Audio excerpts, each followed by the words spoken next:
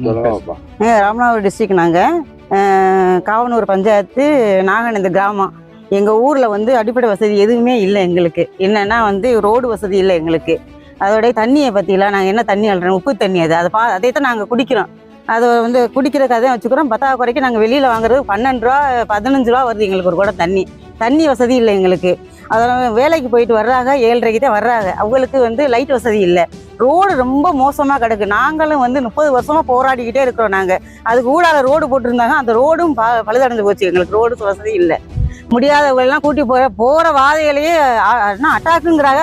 ஆட்டோவில் வச்சு கூட்டிகிட்டு போகலையே முடிஞ்சு போயிடுது எங்களுக்கு. பிரசவத்துக்கு கூட்டி போக முடியுது இல்லை.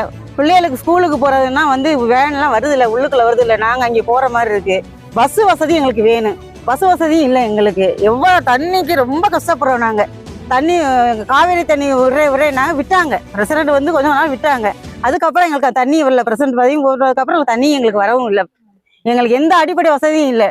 ரொம்ப கஷ்டப்படுறோம் நாங்கள் அதுக்கெல்லாம். அதனால வந்து நாங்கள் வந்து தேர்தல் புறக்கணிப்பு வச்சுருக்கோம். நாங்கள் அந்த தேர்தல் புறக்கணி யாரும் நாங்கள் ஓட்டு போட மாட்டோம்.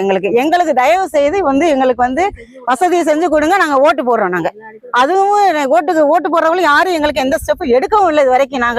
நாங்கள் எத்தனை தடவை மீடியோ போயிட்டோம், ப்ரெஸ்ஸு போயிட்டோம், நாங்கள் கலெக்டர் ஆஃபீஸு போயிட்டோம். அடுத்து வந்து பஸ் மறியல் பண்ண போகிறோம். இதுவும் நீங்கள் எதுக்கும் ரெஸ்பான்ஸ் கொடுக்கல. இன்னும் நாங்கள் என்னென்ன இது எடுக்க முடியுமோ ஸ்டெப் எடுக்க முடியாது, ஸ்டெப் எடுப்போம்.